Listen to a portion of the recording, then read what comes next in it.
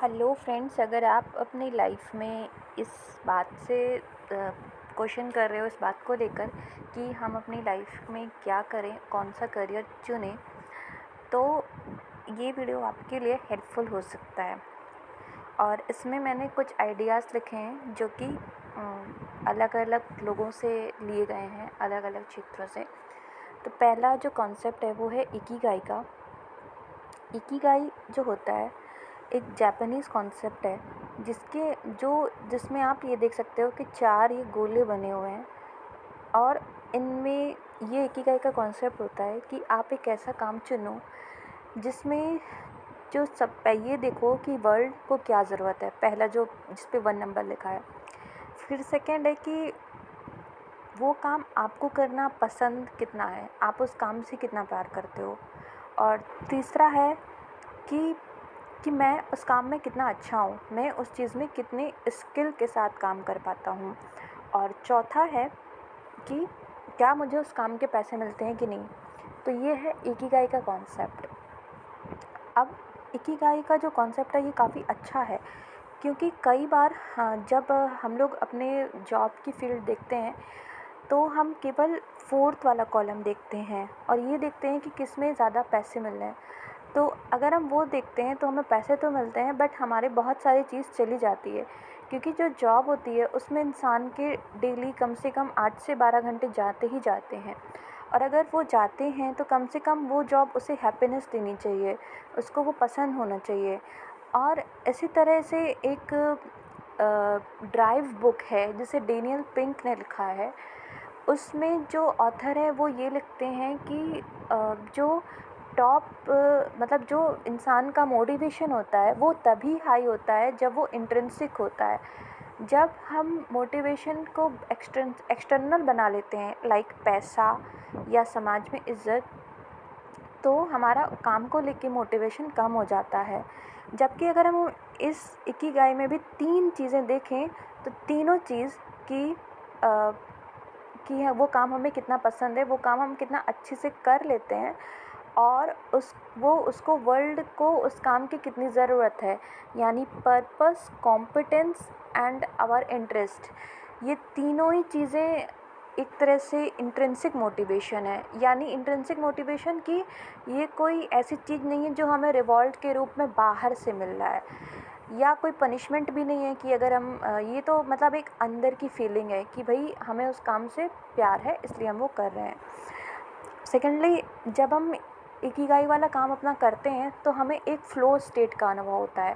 Flow state वो होती है जहाँ पे हम अपने बाहर के दुनिया को भूल जाते हैं। मतलब हम उस काम में इतना डूब जाते हैं कि हमें समय का ख़्याल नहीं रहता है, और हमें आसपास के सारे डिस्ट्रैक्शंस का ख्याल नहीं रहता है, और हम एक फ़्लो की स्टेट में चले जाते हैं। मार्टिन सेलिगमैन, जिन्होंने हैप्पीनेस और ऑप्टिमिज़्म पे स्टडी की है, वो ये बताते हैं कि हैप्पीनेस के लिए इंसान को फ़्लो स्टेट में जाना ज़रूरी होता है। जो भी हैप्पीनेस का एक एलिमेंट होता है, हैप्पीनेस इस बात से नहीं आती कि हम कितने सुविधा संपन्न हैं, कितनी हम घूमने फिरने गए, बल्कि हम कितना ज़्यादा फ़्लो स्टेट में जा पाते हैं अपने डेज़ में, जिससे हमारी हैप्पीनेस आती है। और अगर हम काम हमारे मन का होता है तो हमारे लिए फ़्लो स्टेट में जाना ईज़ी होता है।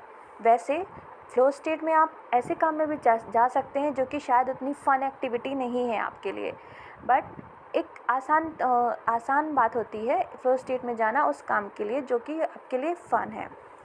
तो ये कॉन्सेप्ट हुआ इकिगाई का। तो ऐसा काम आपको चुनना चाहिए जिसमें ना सिर्फ पैसे के आधार पे काम चुनने की बजाय ये 3 क्राइटेरिया कि दुनिया को उस चीज़ की कितनी ज़रूरत है, उस चीज़ से आप कितना प्यार करते हो, और उस चीज़ में आप कितने अच्छे हो।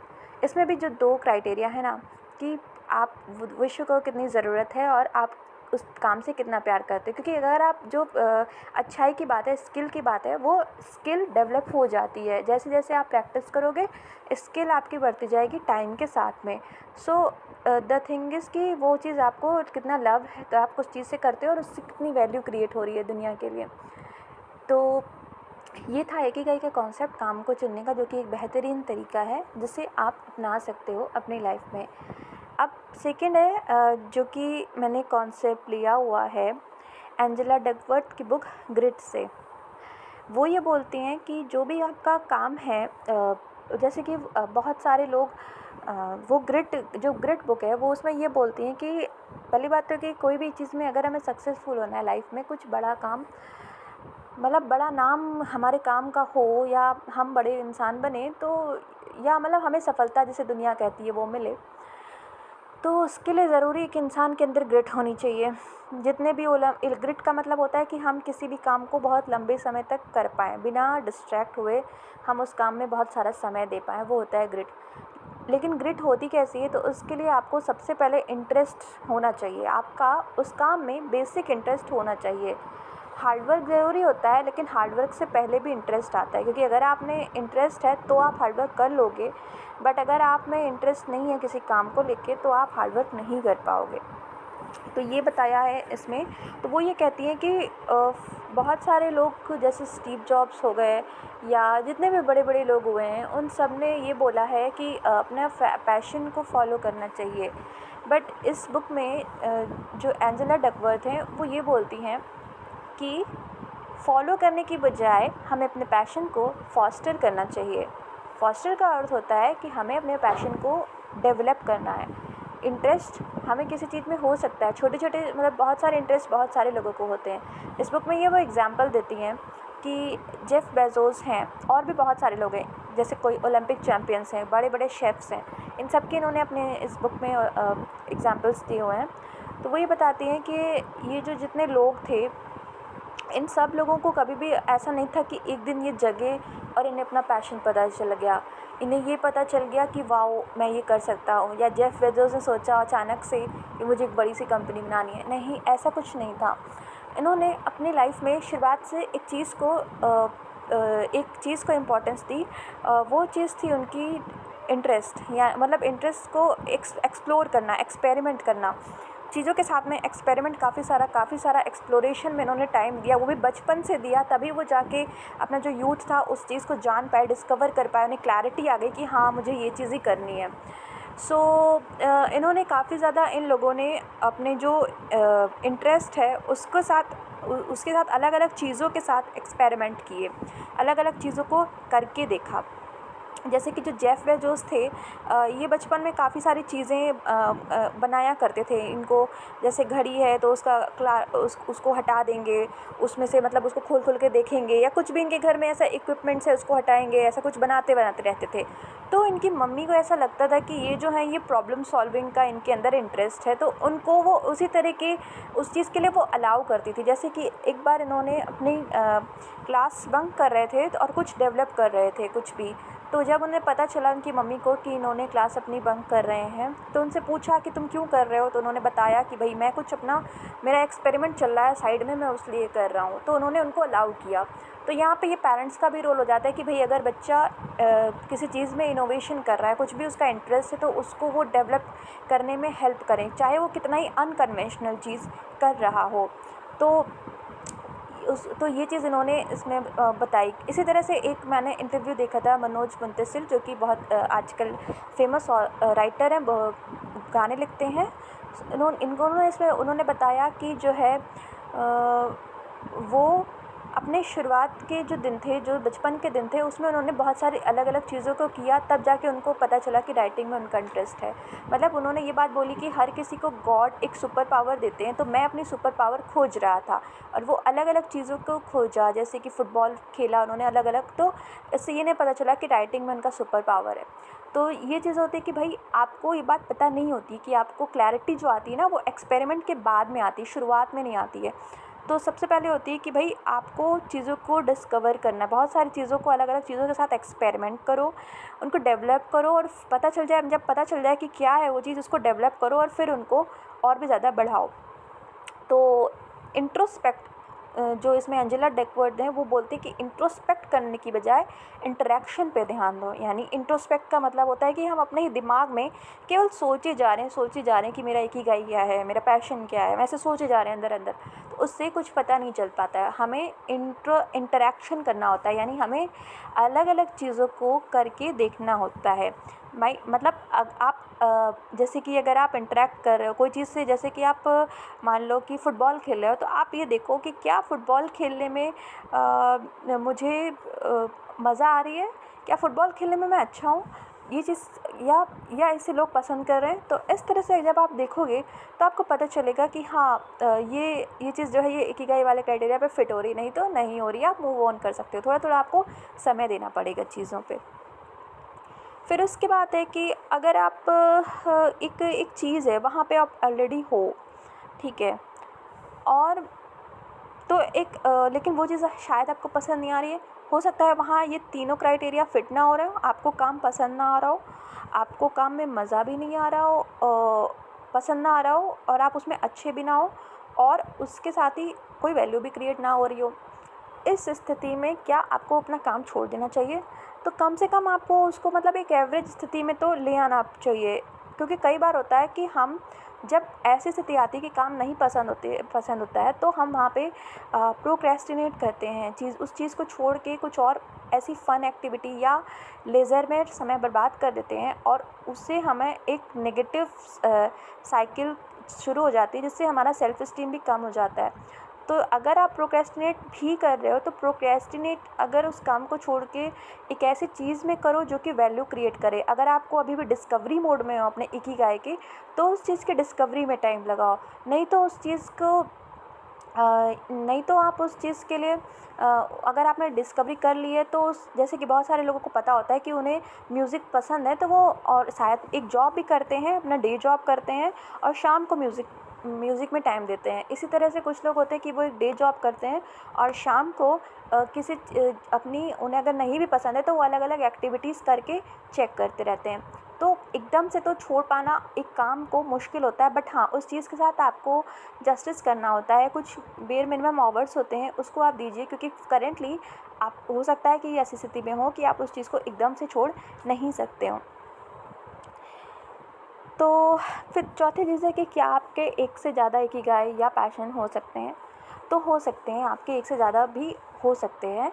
उसके लिए आपको लेकिन सबसे पहले कि कोई एक एरिया तो एटलीस्ट डेवलप करना होगा, और उसमें आपको एक्सपर्ट बनना होगा, और एक प्राइमरी एरिया रखना होगा। बाद में आप सेकेंडरी और भी ज़्यादा, मतलब ऐसा नहीं है कि आपकी लाइफ एक ही जगह पे स्टक हो गई। जैसे डॉक्टर एपीजे अब्दुल कलाम जो बोलते थे कि मैं साइंटिस्ट तो हूँ और मैं प्रेसिडेंट भी था इंडिया का, बट मैं चाहता हूँ कि मैं जाना जाऊँ एक टीचर के रूप में। और उनकी जब डेथ हुई तो वो एक क्लास में टीचिंग कर रहे थे शिलोंग में। सो बेसिकली कि आप लाइफ लॉन्ग एक इकिगाई, मतलब एक लाइफ लॉन्ग इकिगाई हो, ऐसा ज़रूरी नहीं है। आप अलग अलग चीज़ें हर टाइम पे कर सकते हैं। फिर आता है फिफ्थ कि what if you are unsure of your current work. देखो, जो आपके जो करियर पाथ होते हैं वो दो तरह के होते हैं। एक होता है कन्वेंशनल और एक होता है अनकन्वेंशनल करियर। जो कि कन्वेंशनल करियर होते हैं उसमें आपको एकेडमिकली अच्छा होना चाहिए, और आपकी क्वालिफ़िकेशन और जो स्किल्स होती हैं वो अच्छी होनी चाहिए।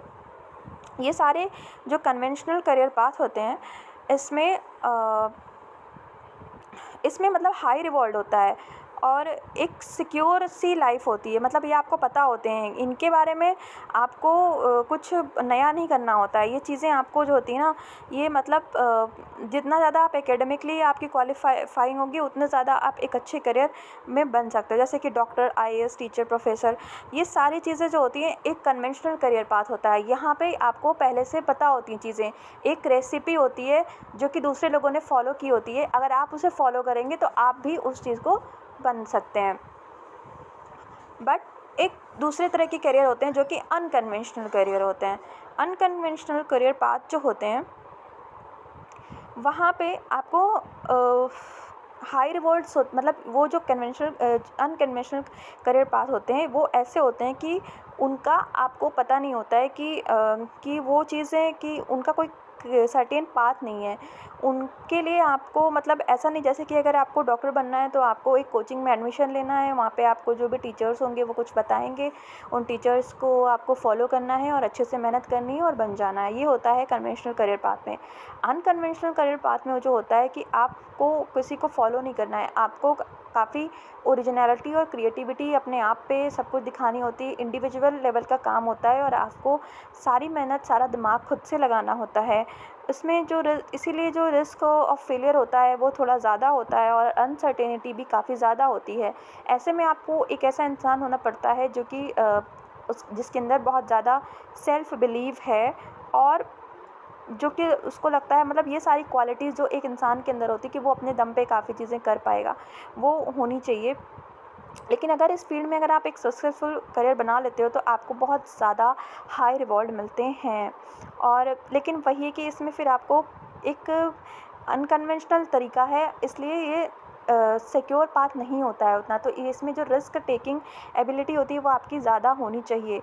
सो अगर आप एक कन्वेंशनल करियर में एक एकेडमिकली अच्छा कर सकते हो तो वहाँ आपको जाना चाहिए, या अगर आप ऐसा कर सकते हो कि आप ज़रूर एक एकेडमिक चीज़ को छोड़ नहीं पा रहे हो तो एटलीस्ट आपको उसको एक एवरेज स्तर पे पहुंचाना होगा उसको, फिर उसके बाद इन अनकन्वेंशनल वेज़ को थोड़ा थोड़ा एक्सप्लोर करना होगा। अगर आप एक एकेडमिकली ऐसा नहीं हो सकता है कि आप एक जगह पे ही जाके फंस जाओ। अगर आप एकेडमिकली अच्छे हो ना तो आपको जो संस्थाएं होंगी वो आपको सब कुछ पका पकाया दे देंगी, आपको बहुत सारे प्लेटफॉर्म दे देंगी और उस प्लेटफॉर्म का आप इस्तेमाल अपने अनकन्वेंशनल करियर पाथ में कर सकते हो, तो वो आपके लिए बाधा नहीं है, आप उसको इस्तेमाल कर सकते हो एक लेटर ऑन। बट हाँ, उसमें आपको टाइम ज़रूर लग जाएगा क्योंकि आपको वो चीज़ लेटर ऑन बनानी है और आपको फिर आगे चल के बड़े डिसीजंस लेने होंगे। सो ऑलरेडी अगर आप एक कहीं चीज़ पर हैं और आधे रास्ते में हैं तो शायद आपको उस कन्वेंशनल करियर पाथ को एटलीस्ट अच्छे से समय दे देना चाहिए फ़िलहाल के लिए, क्योंकि ऐसा नहीं है कि आप इस चीज़ को लेटर ऑन कर नहीं पाओगे। क्योंकि अगर आपके पास अपॉर्चुनिटीज़ हैं, आपके पास एक रिस्क टेकिंग एबिलिटीज़ आ चुकी हैं, आप स्टेबल हो लाइफ में, तो आप अनकन्वेंशनल करियर पाथ शायद थोड़ा लेट में शुरू कर सकते हो।